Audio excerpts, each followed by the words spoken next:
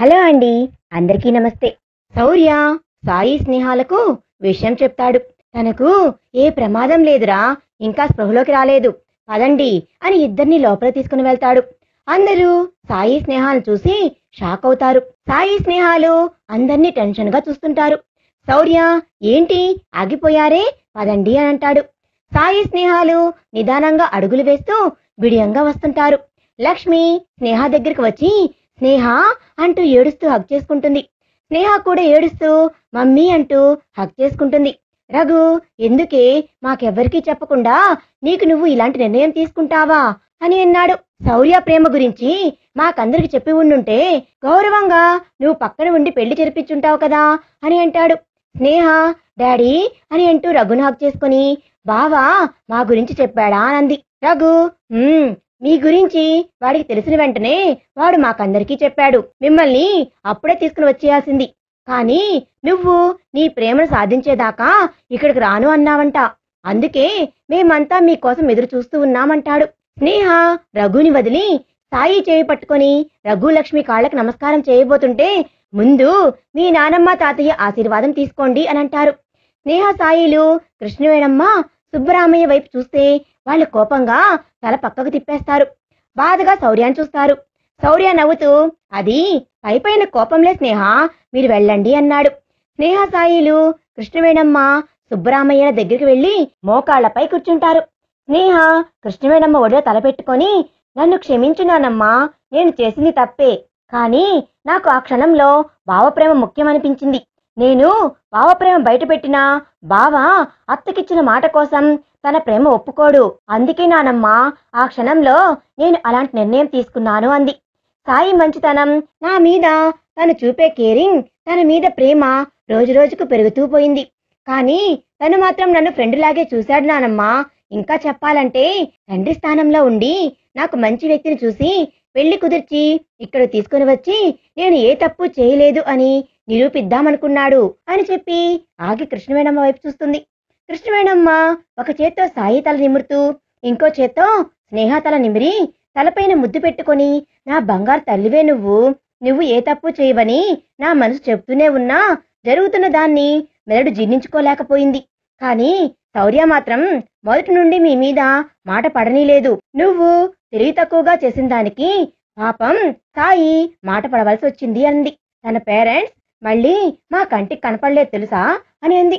సాయి కళ్ళల్లో బాధ రెపరెపలాడుతూ ఉంది. స్నేహ భయంగా వాళ్ళు నన్ను క్షమిస్తారా నానమ్మా అనంది. సుబ్బరామయ్య స్నేహ తల నిమురుతూ మీరు చేసిన పని మంచిదే కదా, తప్పక క్షమిస్తారులే, మీరు ఈ రోజు సాయి ఇంటికి వెళ్ళిరండి, తప్పక మిమ్మల్ని ఆశీర్వదిస్తారు అని అన్నాడు. శౌర్య అప్పటిదాకా ఎదురు చూడాల్సిన అవసరం లేదు తాతయ్య, వాళ్లే వచ్చారు అన్నాడు. సాయి స్నేహాలు పైకి లేచి శౌర్య వైపు చూస్తారు. శౌర్య లోపలికి వస్తున్న సాయి పేరెంట్స్ వైపు చేయి చాపి చూపిస్తాడు. భార్గవి ప్రకాష్ వీళ్ళ దగ్గరకు వస్తారు. సాయి ఫాస్ట్ గా వచ్చి ఇద్దరిని కలిపి హక్ చేసుకుంటాడు. భార్గవి సాయిని హక్ చేసుకుని ఏరా వస్తున్నట్లు ఒక్క మాట కూడా చెప్పలేదు అని అంది. శౌర్య చెప్పాడు మీరు వస్తున్నట్లు. సాయి వాళ్లకు దూరంగా జరిగి నేను మీకు సర్ప్రైజ్ చేద్దామనుకుంటే శౌర్య నాకే సర్ప్రైజ్ ఇచ్చాడు అని స్నేహ వైపు చూస్తాడు. స్నేహ టెన్షన్ గా బిడియంగా దగ్గరికి వస్తుంది. సాయి తన భుజాల చుట్టూ చేయి వేసి దగ్గరికి తీసుకొని భయం ఎందుకు స్నేహ, నువ్వు కోడలుగా రావడం అమ్మకి ఎప్పటి నుంచో కోరిక, కానీ శౌర్యకు నీకు పెళ్లి అని అంటుండేసరికి తను స్నేహ లాంటి అమ్మాయిని కోడలుగా తీసుకొని రారా అని అంటుండేది అని అన్నాడు. స్నేహ చివుక్కున వంగి ఇద్దరు కాళ్ళకు దండం పెడుతుంది. సాయి కూడా ఇద్దరు కాళ్ళకు దండం పెడతాడు. భార్గవి ప్రకాష్లు సంతోషంగా శీఘ్రమేవ కళ్యాణ ప్రాప్తిరస్తు అని దీవించి ఇద్దరినీ లేపి స్నేహాన్ని దగ్గరికి తీసుకొని నాకెందుకురా మీ ప్రేమ విషయం చెప్పలేదు, రోజు ఫోన్లో మాట్లాడుతూనే ఉంటావుగా అని అంది.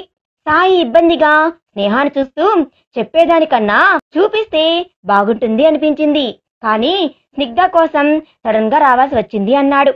శశి, దీప్తి, ప్రభావతి, ప్రసాద్లు స్నేహాన్ని సాయిని పలకరిస్తారు.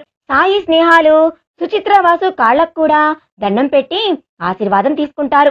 శౌర్య హాస్పిటల్లోనే పెళ్లి కూడా జరిపించేలా ఉన్నారే అంటూ చుట్టూ చూస్తూ తనకు జానకి కనిపించకపోవడంతో అవును జానకి అత్త ఎక్కడా, బ్లడ్ ఇవ్వడానికి వెళ్ళింది, మళ్ళీ కనపడలేదు అని అంటుండగా జానకి ఫాస్ట్ గా శౌర్య దగ్గరికి వచ్చి స్నిగ్ధాకు స్పృహ వచ్చింది శౌర్య అని అంది.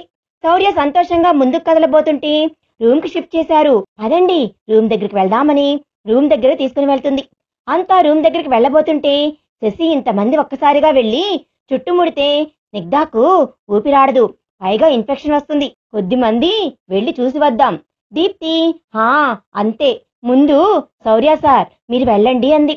శౌర్యకు వెళ్ళాలని ఉన్నా లేదు దీప్తి, నేను వెళ్తే వెంటనే రాలేను, అందుకే మీరందరూ చూసి వచ్చాక లాస్ట్ నేను వెళ్తాను అన్నాడు. ముందు అమ్మమ్మ తాతయ్య మీరు వెళ్ళండి అని అన్నాడు. కృష్ణవేణమ్మ సుబ్బరామయ్యలు స్నిగ్ధ రూంలోకి వెళ్తారు. స్నిగ్ధ ఇద్దరిని చూస్తూ చిన్నగా బావకు ఎలా ఉంది అని అంది. కృష్ణవేణమ్మ బావ కోసం నీ ప్రాణాలను కూడా లెక్క చేయవ స్నిగ్ధ అంది. బావని చూడాలి నానమ్మా అని అంది. సుబ్బరామయ్య అంత ప్రేమ ఉన్నదానివి వాడికి డైవర్స్ ఎలా ఇస్తావే, వాడు లేకుండా నువ్వు ఎలా ఉండగలవు అని అన్నాడు.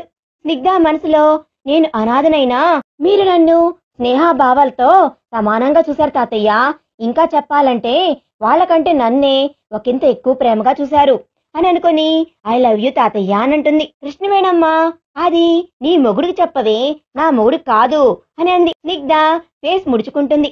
రఘు లక్ష్మిలు లోపలికి వస్తారు. లక్ష్మి తన గాయం చూస్తూ ఏంటిది, నీకేమైనా అయి ఉంటే మేమంతా ఎలా తట్టుకోగలమనుకున్నావు అని అంటూ ఏడుస్తుంది.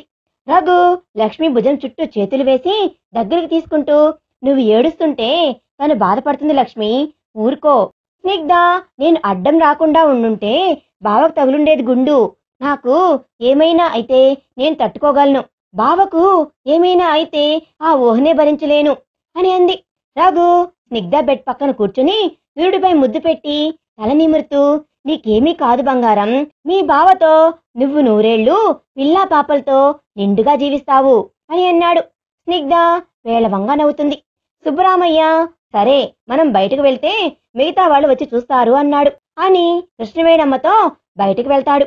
లక్ష్మీ రఘులు సరే అని పైకి లేచి వెనుకకు తిరుగుతాడు. స్నిగ్ధ తన చేయి పట్టుకుంటుంది. రఘు వెనక్కి తిరిగి స్నిగ్ధను చూసి ఏంటిరా అంటాడు. స్నిగ్ధ కళ్ళ నిండా నీళ్లతో ఇద్దరినీ చూస్తూ ఏమీ లేదు అన్నట్లు తల తిప్పుతూ చేయి వదులుతుంది. రఘు తనకి ఏమన్నా అవుతుంది అని భయపడుతుంది అనుకొని తన తల నిమురుతూ ఏం భయపడుకురా, నీకు ఏ ప్రాబ్లం లేదు, బుల్లెట్ కూడా తీసేశారుగా, ఆ గాయం కూడా త్వరగానే నయమవుతుంది అని అంటాడు. స్నిగ్ధ అని అంటుంది. సాయి స్నేహ లోపలికి వస్తారు. స్నిగ్ధ వాళ్ళని చూసి ఆనందంగా నవ్వుతుంది. స్నేహ చేయి పట్టుకొని అక్క అని అంటూ ఏడుస్తుంది. స్నేహ తన చేతిని తీసుకొని ముద్దు పెట్టుకొని ఏడవకు స్నిగ్ధ ప్లీజ్ కంట్రోల్ అని కన్నీళ్లు తుడుస్తుంది. స్నిగ్ధ ఏడుపు కంట్రోల్ చేసుకుంటూ పక్కన సాయిని చూసి నవ్వుతూ చేయి చాపుతుంది. సాయికి అర్థం కాక చేతిని చూస్తూ ఏంటి స్నిగ్ధ ఏం కావాలి అన్నాడు. శౌర్య లోపలికి వచ్చి స్నిగ్ధను చూసి తన పాకెట్లో నుంచి డైరీ మిల్క్ సిల్క్ తీసి చాపి ఉన్న స్నిగ్ధ చేతిలో పెడతాడు. స్నిగ్ధ షాకింగ్గా శౌర్యాన్ని చూస్తుంది. సాయికి చేయి చాపింది చాక్లెట్ కోసమా అనుకొని సారీ స్నిగ్ధ, చిన్నప్పటి నుండి నీకు నేను ఇచ్చిన చాక్లెట్లు అన్నీ వాడు నీకు ఇమ్మని నాకు ఇచ్చినవే అని అన్నాడు. స్నిగ్ధ కళ్ళ నిండా నీళ్లతో శౌర్యాన్ని చూస్తుంది. శౌర్య ప్రేమగా స్నిగ్ధాన్ని చూస్తాడు. శౌర్య స్నిగ్ధ దగ్గరికి వచ్చేంతలో సుచిత్ర వాసులు లోపలికి వస్తారు. శౌర్య దూరం జరుగుతాడు. సుచిత్రాన్ని చూడగానే స్నిగ్ధ చేతిలో చాక్లెట్ వదిలేస్తుంది.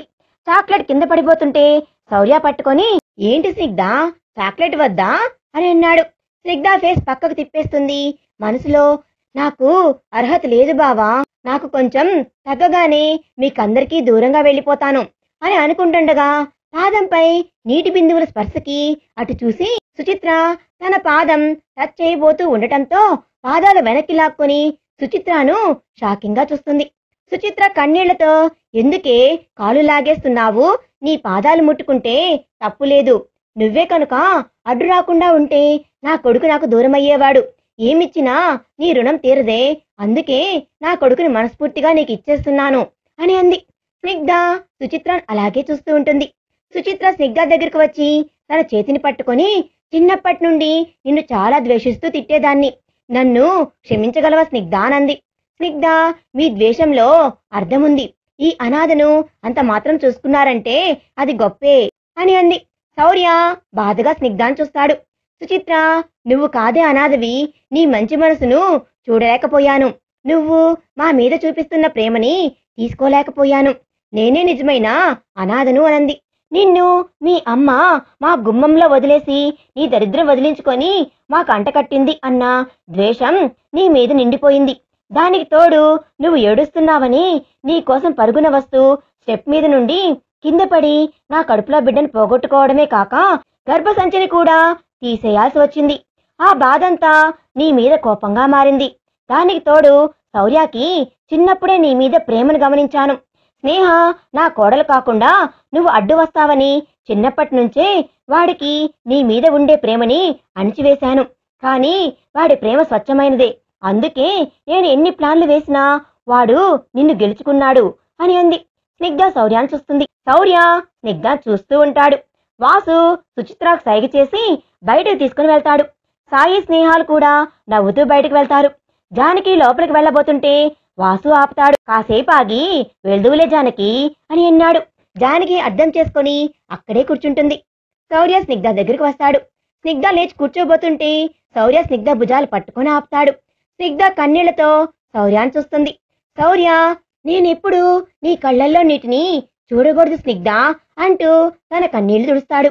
స్నిగ్ధ శౌర్యాన్ని చూస్తూ మళ్లీ కూర్చోడానికి ట్రై చేస్తుంది. శౌర్య, ఏంటి స్నిగ్ధ, కూర్చోవాలా అని అంటాడు. స్నిగ్ధ హా అని అంటుంది. శౌర్య, నువ్వు లేక్ స్నిగ్ధ, నేను బెడ్ ని అడ్జస్ట్ చేస్తాను అని బెడ్ కింద చక్రం తిప్పి బెడ్ ని పైకి సెట్ చేస్తాడు. స్నిగ్ధ సుచిత్ర అన్న మాటలు తలుచుకొని, చిన్నప్పటి నుండి నేనంటే ప్రేమ నా బావ నీకు, అందుకేనా ఎప్పుడు నన్ను కసురుతూనే ఉన్నా నాతోనే ఉండేవాడివి. నువ్వు తిడుతున్నావు అని బాధపడేదాన్ని, కానీ నీ కళ్ళల్లో ప్రేమను గమనించలేదు. నీ రూమ్కి వచ్చి నీ మీసాలు తీసేశానని గర్వపడ్డాను, కానీ నీ ఇష్టం లేకుండా నేను ఎలా నీ మీసం తీయగలను అని ఆలోచించలేకపోయాను. ఇప్పుడు తెలుస్తుంది, నేను వస్తాననే నువ్వు ఎప్పుడు నీ రూమ్ తలుపులు వేయవు. నా కోసం నిచ్చెన్ను కూడా ఎప్పుడు అక్కడే పెట్టుంటావు. నేను మీసం తీసేస్తున్నానని తెలిసినా నిద్రపోతున్నట్టు నటించావు. అదంతా ప్రేమ అని తెలుసుకోలేకపోయాను బావా. విడాకులిచ్చి పెళ్లి చేసుకున్నావని బాధపడేదాన్నే, కాని నన్ను ఒప్పించడానికే అలా చేశావని ఊహించలేకపోయాను బావా అనుకుంటూ శౌర్యాన్ని చూస్తుంది. శౌర్య బెడ్ సెట్ చేసి పైకి లేస్తూ స్నిగ్ధాన్ని చూస్తూ, ఓకేనా స్నిగ్ధ అని అన్నాడు. స్నిగ్ధ అని అంది. శౌర్య స్నిగ్ధ పక్కన కూర్చొని స్నిగ్ధ గుండె మీద ఉన్న గాయం చూస్తూ కళ్ళ నీళ్లతో తలపైకెత్తి, ప్రాణం ఇచ్చేంత ప్రేమ పెట్టుకొని ప్రేమ లేదు అని నా నుండి దూరం అవ్వాలనుకుంటున్నావా? నన్ను వదిలి ఎలా ఉండగలను అనుకున్నావే అని అన్నాడు స్నిగ్ధ కళ్ళల్లోకి చూస్తూ. స్నిగ్ధకి కళ్ళల్లో నీళ్లు వచ్చేస్తూ, నేను అనాథను అని అత్త అంటుంటే విని ఇప్పటి వరకు అర్థం కాని అత్తకు నేనెందుకు నచ్చను అన్న ప్రశ్నకు సమాధానం దొరికి, ఇక ఎప్పటికీ అత్తను నేను నచ్చను. నా వలన అత్త జీవితాంతం బాధపడుతుంది. నా వలన నువ్వు అత్తకు దూరంగా ఉంటున్నావు. నేనే మీ నుంచి దూరంగా వెళ్తే 2 రోజులు బాధపడ్డ తర్వాత అత్తతో కలిసిపోతావు. అత్తకు నచ్చిన అమ్మాయిని పెళ్లి చేసుకొని నువ్వు సంతోషంగా ఉంటావు అనుకున్నాను అని అంది. శౌర్య, 2 రోజులు బాధపడి మర్చిపోయే ప్రేమ అనుకున్నావా నాది? 2 క్షణాలు కూడా నిన్ను మర్చిపోలేనే. అమ్మకిచ్చిన మాట కోసం నీ మీద ప్రేమని గుండెల్లో సమాధి చేసుకుని స్నేహాన్ని పెళ్లి చేసుకోవడానికి ఒప్పుకున్నాను. కానీ నేను ఎంత నరకం పడ్డానో నాకే తెలుసు స్నిగ్ధ. స్నేహాన్ని పెళ్లి చేసుకున్నా నీకు ఒక బావగా ఎప్పటికీ నీకు అండగా నీ లక్ష్యానికి తోడుగా ఉండుండేవాణ్ణి, కానీ నిన్ను మర్చిపోయేవాణ్ణి కాను. నీ మీద నా ప్రేమ నా మనసుకు సంబంధించిన స్నిగ్ధ. నా మనస్సు నిన్ను ఎప్పుడూ మరవదు. ఒకవేళ ఇప్పుడు నాకు దూరంగా వెళ్ళగలవు, కానీ నా గుండెల్లో నుంచి వెళ్ళలేవు. అసలు నాకు దూరంగా ఎలా ఉండగలను అనుకున్నావే? అలా అనుకున్నా దాన్ని వెంటనే ఎందుకు నన్ను కాపాడావు? అలాగే వదిలేయచ్చు కదా అని అన్నాడు. స్నిగ్ధ బావా అంటరుస్తుంది. శౌర్య, ఏమీ చచ్చిపోతాననుకున్నావా అని అన్నాడు. స్నిగ్ధ వినలేనట్లు చెవులు మూసుకొని, అలా మాట్లాడకు బావా. ఆ బుల్లెట్ కు నా గుండె తట్టుకుంది, కానీ నీ మాటకు తట్టుకోలేకపోతుంది అని అంది. శౌర్య, మరి నా గుండె తట్టుకోగలదా స్నిగ్ధ అని అన్నాడు. స్నిగ్ధ ఏడుస్తూ శౌర్యాన్ని హగ్ చేసుకుంటుంది. శౌర్య స్నిగ్ధ చుట్టూ చేతులు వేసి సున్నితంగా పట్టుకుంటూ, ఇంకెప్పుడు నా నుండి దూరంగా వెళ్లాలన్నా ఆలోచన కూడా నీ మైండ్లోకి రాకూడదు స్నిగ్ధ అన్నాడు. స్నిగ్ధ, నీకు దూరంగా నేను బ్రతకలేను బావా అని అంది. శౌర్య అంతేకాదు ఎప్పుడు నేను అనాథను అని కల్లో కూడా అనుకోకూడదు అని అంది. స్నిగ్ధ మౌనంగా ఉంటుంది. శౌర్య స్నిగ్ధను వదిలి దూరంగా జరుపుతూ ఏంటి సమాధానం లేదు అన్నాడు. నువ్వు అనాథవి అనే ఫీల్ అవుతూ ఉంటావా? నీ పేరెంట్స్ ఎవరో నిన్ను ఎందుకు మా ఇంటి ముందు వదిలేశారో త్వరలోనే తెలుసుకుంటాను. మీ అమ్మా నాన్నలను నీ ముందు ఉంచుతాను. నాకు కొంచెం టైం ఇవ్వు స్నిగ్ధ అని అన్నాడు. నువ్వు అనాథవి కావు అని ప్రూఫ్ చేస్తాను అంటాడు. స్నిగ్ధ కళ్ళ నీళ్లతో నేను అనాథను కాదు బావా, మా మమ్మీ డాడీ నన్ను ఎప్పటికీ అనాథం చేయరు. కానీ బావా నా కన్న తల్లి ఎవరో తెలుసుకోవాలి బావా, నా పుట్టుక ఎలాంటిదో తెలుసుకోవాలి బావా, నన్ను ఎందుకు వదిలేశావు అని నిలదీయాలి బావా అంది. ఆడపిల్లను అని వదిలేసిందా లేక లేక అని అంటుంటే శౌర్య స్నిగ్ధ నోటిని చేత్తో మూసి పిచ్చి పిచ్చి ఆలోచనలు చేయకు. నీ జన్మ గురించి నీ కన్న తల్లి గురించి తప్పుగా మాట్లాడకు. నీ క్యారెక్టర్, నీ మెంటాలిటీ, నీ నడవడిక అంతా నీ పుట్టుక నుంచి వచ్చాయి. కానీ పెంపకం వల్ల కాదు. నీలాగే నీ కన్న తల్లి కూడా ఉండుండొచ్చు. తను నిన్ను ఎటువంటి పరిస్థితుల్లో వదులుకుందో, నిన్ను వదులుకున్నందుకు తను ఎంతగా కుమిలిపోతుందో అర్థం చేసుకో స్నిగ్ధ అని అన్నాడు. స్నిగ్ధ సరే బావా అని వెంటనే జాను అమ్మ ఎక్కడ బావా, కనిపించడం లేదు, నన్ను చూడటానికి రాలేదా అంది. శౌర్య రాలేదా ఏంటి స్నిగ్ధ, అసలు నీ ఆపరేషన్ సక్సెస్ అయ్యిందే అత్తయ్య వలన. నీది నీ బ్లడ్ గ్రూప్ రేర్ అంట, వాళ్ళ బ్లడ్ బ్యాంక్ లో దొరకలేదు. అప్పుడు అత్తయ్యనే నీది తంది ఒకటే గ్రూప్ అని నా బ్లడ్ తీసుకోండి అనింది. స్నిగ్ధ నా బ్లడ్ గ్రూపు అమ్మకి ఎప్పుడు చెప్పలేదే, అమ్మకి ఎలా తెలుసు నా బ్లడ్ గ్రూప్ అంది. శౌర్య నువ్వు ఎప్పుడన్నా మాటల్లో చెప్పి మర్చిపోయి ఉంటావులే స్నిగ్ధ, తను నీకు 10th క్లాస్ నుంచి పరిచయం కదా, నేను వెళ్ళి తన్ను పిలుచుకొని వస్తాను అని శౌర్య బయటకు వెళ్ళి జానకిని పంపిస్తాడు. ఎప్పుడెప్పుడు వెళ్ళి స్నిగ్ధను చూడాలా అని కూర్చొని ఉన్న జానకి శౌర్యాన్ని చూడగానే లేచి దగ్గరకు వెళ్ళి శౌర్య నన్ను చూడొచ్చా అనంది. శౌర్య హా అత్త వెళ్ళండి, తను కూడా మిమ్మల్ని చూడాలి అంటుంది అని అన్నాడు. జానకి లోపలికి వెళ్తుంది. ఇంతకీ స్నిగ్ధ కన్న తల్లి ఎవరు అనేది శౌర్య తెలుసుకుంటాడా? మరి తెలుసుకుని స్నిగ్ధ ముందల తన తల్లిని ఉంచుతాడా అనేది మనం నెక్స్ట్ పార్ట్ లో తెలుసుకుందాం. ఈ వీడియో కనుక మీకు నచ్చినట్లయితే ప్లీజ్ లైక్ చేయండి. మీ విలువైన అభిప్రాయాన్ని కామెంట్ రూపంలో తప్పకుండా తెలియజేయండి. Thanks for watching.